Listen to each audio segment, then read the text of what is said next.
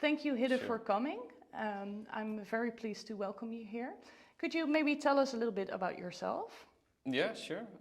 My name is Hidde Smit. I'm 31. During my day job, I'm a senior security consultant, of which I spend most time pen testing. My free times, I'm a freelance pen tester. And in any other remaining time, I do bug bounties for Zerocopter, which is really enjoyable.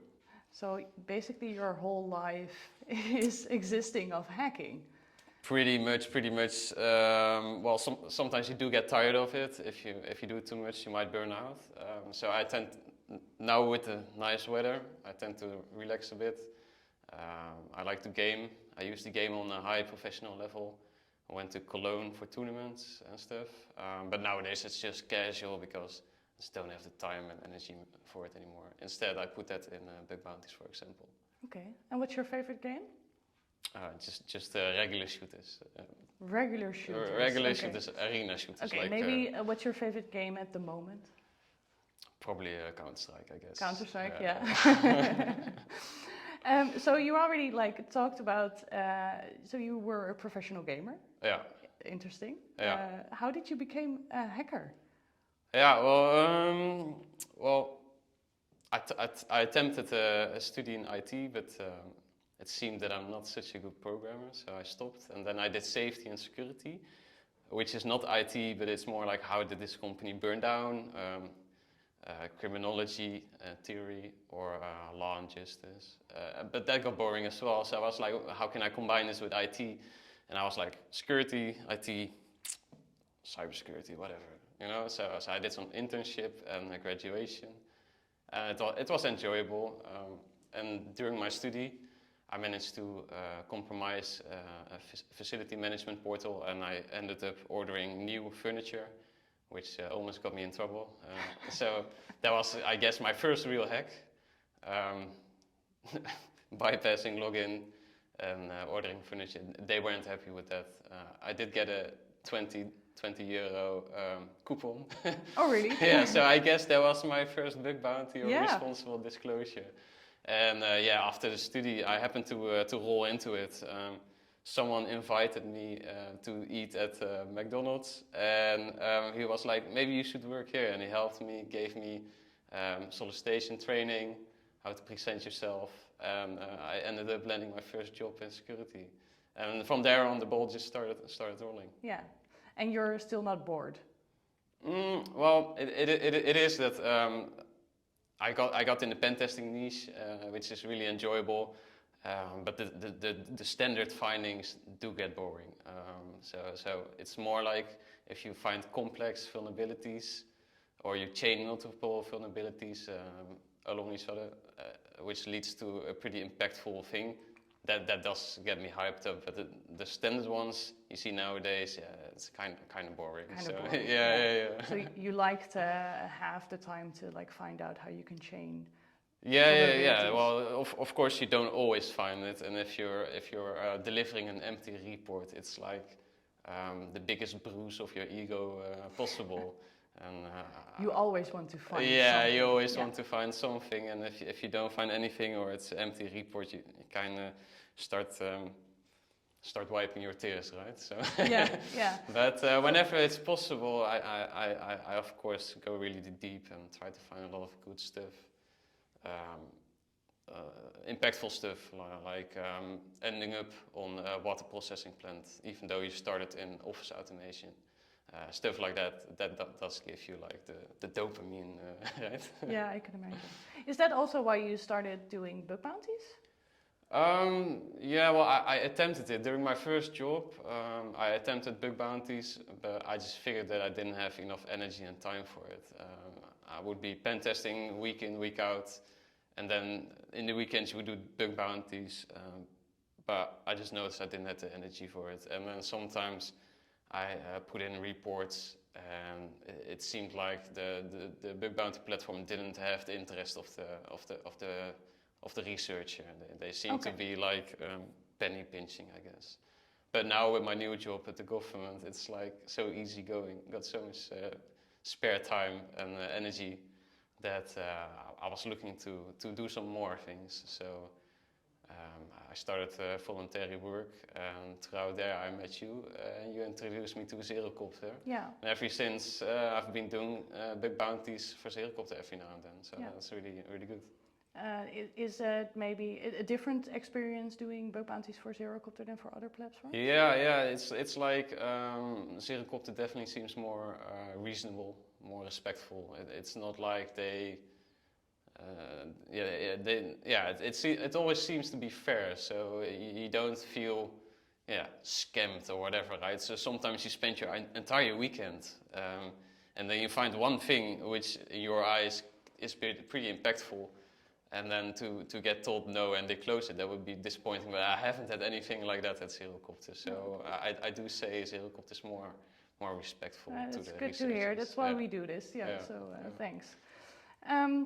Did you have any challenges while hacking or in this industry that you ran into? I did the study safety and security, and then you went looking for a job, and they tell you, go secure doors or something. And what are you doing in IT, right? So it's like people tell you that you can't do it because you don't have a study for it. So it was really hard to get into a job. And once you get in a job, it's like you always ask yourself if you're good enough. Like you kind of feel dumb because you don't know anything. And it's like maybe I don't belong here. Maybe it's the too famous hard. imposter syndrome. Yes. So it's like always an uphill struggle. And now it's more like flatlining a bit. So it's going better now, right? But at the start, it's really stressful, but also just difficult. Yeah. And is there maybe something you are like super proud of? Maybe a hack or something you did in a pen test? Of course. Well, yeah. Don't disclose any details. I don't know. Yeah, I mean, there's always interesting things like I don't know. The water processing plant was a really nice one. I can imagine. Going from a regular office workstation into a water processing plant, that was a really good one. But yeah, it's like that. There's a lot, but I also tend to forget a lot. You just go from one project to another, so it comes and goes. I think the real achievements might be, actually, it kind of sounds lame, but passing those courses, the offensive security courses, where you have a 24 or 48-hour exam. It's like you just suffer for 2 or 3 months, and then you do that exam, which is really hard, and you barely make it. Yeah. And then you see your colleagues attempting it and they don't make it. So then I'm like, well, at least I know something. I did something right. Yeah. Because it's like if you're comparing pen test findings to each other, it's like it's always a different story. It's a different case. So yeah. So it's hard to really be proud on findings, I guess. So you are proud that you passed those. yeah, those are like on the same level to compare, right? Like comparing your bug bounty earnings. It's like, well, you had 30 private invites. Congrats, I don't. You know, it's just like, how much time do you want to put in it? Yeah. So some people do it as a full-time job. I do it next to my job. So it's a totally different story. And is there a way that you try to keep up with everything that's happening in the bug bounty or hacking world? Because it changes all the time. Yeah, you know, it's like they say, it's a never-ending process of learning. Yeah. I mean, you read about it every day. Pretty much when my alarm clock goes, I spend scrolling through the internet for half an hour first, and same when I go to bed.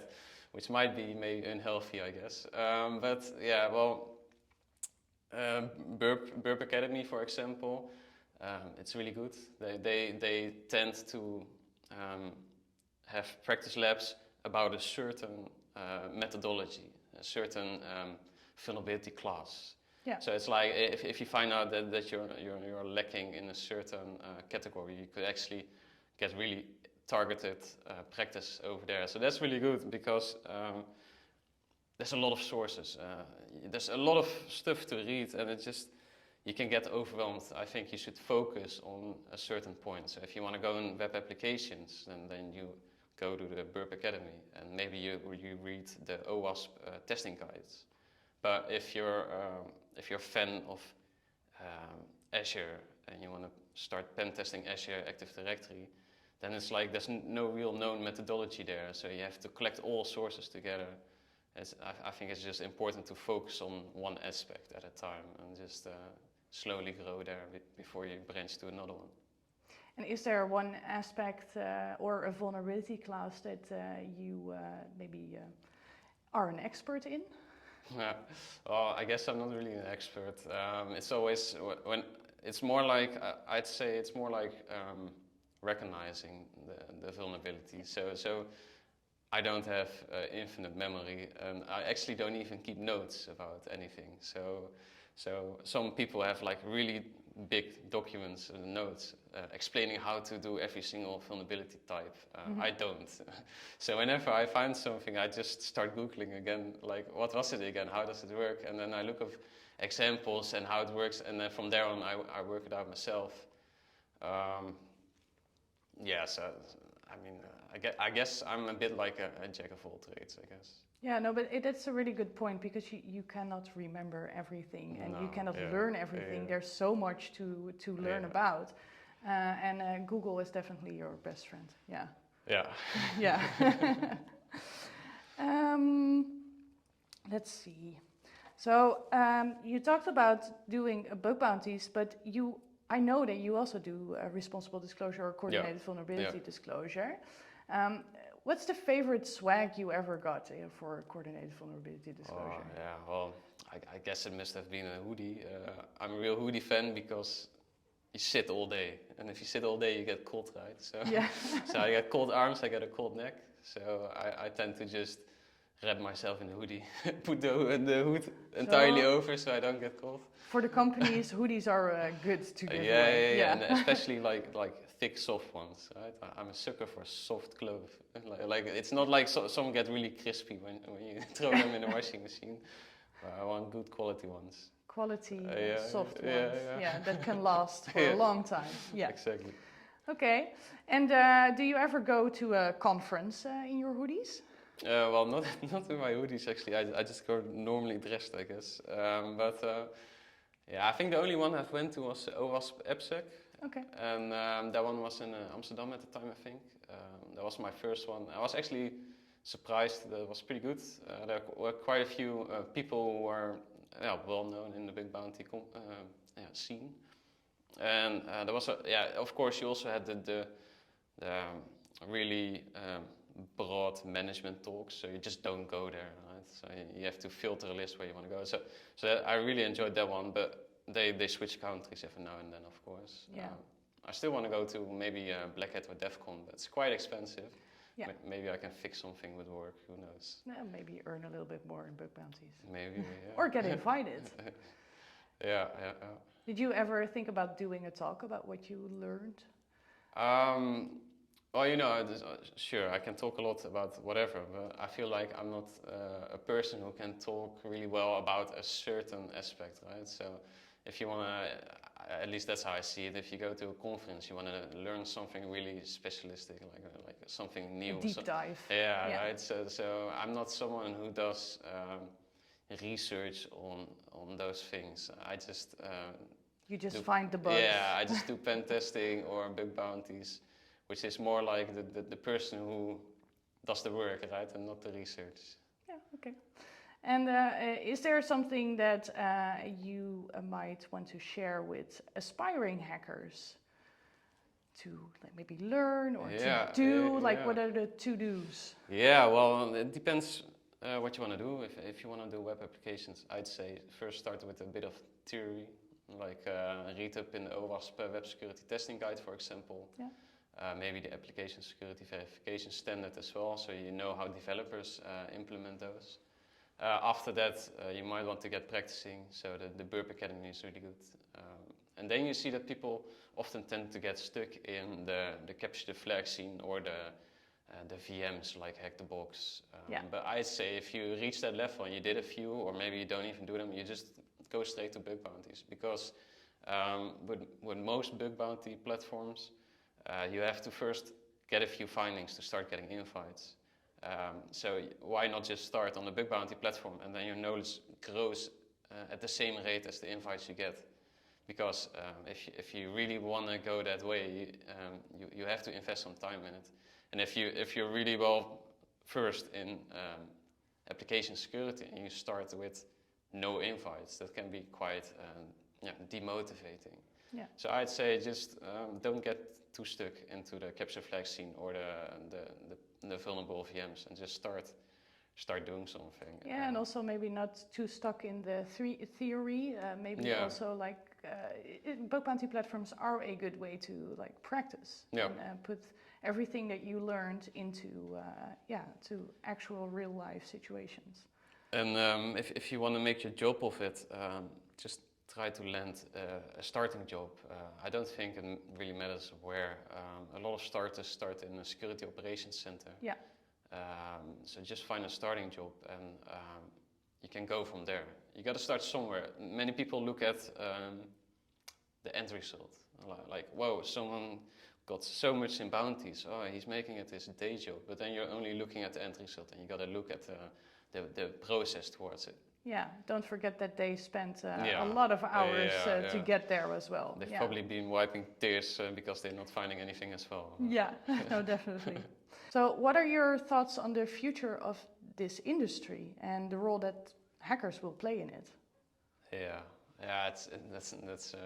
That's a hard one, right? Yeah, I mean, people right now are already saying, pen testing is going to be automated. Well, you know, there will be always some automation, but you have to interpret it, maybe exploit it to show the impact. Yeah, do you think we can actually automate pen testing?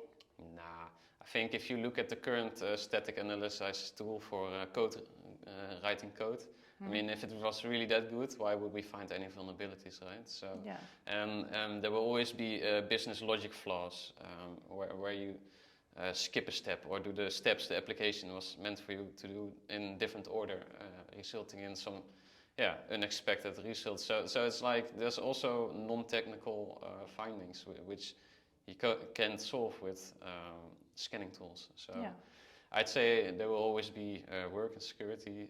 It's a job that involves humans. Humans make mistakes, and for now, I haven't seen anything that's flawless in scanning, so I doubt it's going to be flawless anytime soon. Yeah. And if it is, then we all just move to some consultancy or advising job, right? Like we got the knowledge, so then we can advise on how to build proper applications or networks. Yeah. It's always going to be work. Is there anything else you would like to tell or share?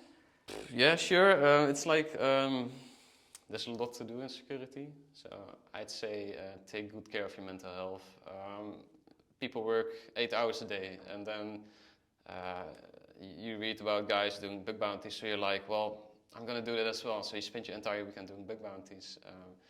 But without you noticing, it might build up a lot of stress because you don't get to relax and power down.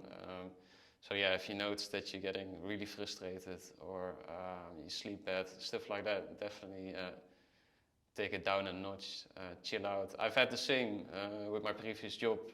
Just doing so much in security, it's really overwhelming. And hackers don't have working hours. They do anything, whatever they want. So you can really spend all your life in it, but I'd say you also gotta live your life a bit. Yeah, you could do 24/7, but no, let's not do that. Yeah, no, exactly. Yeah.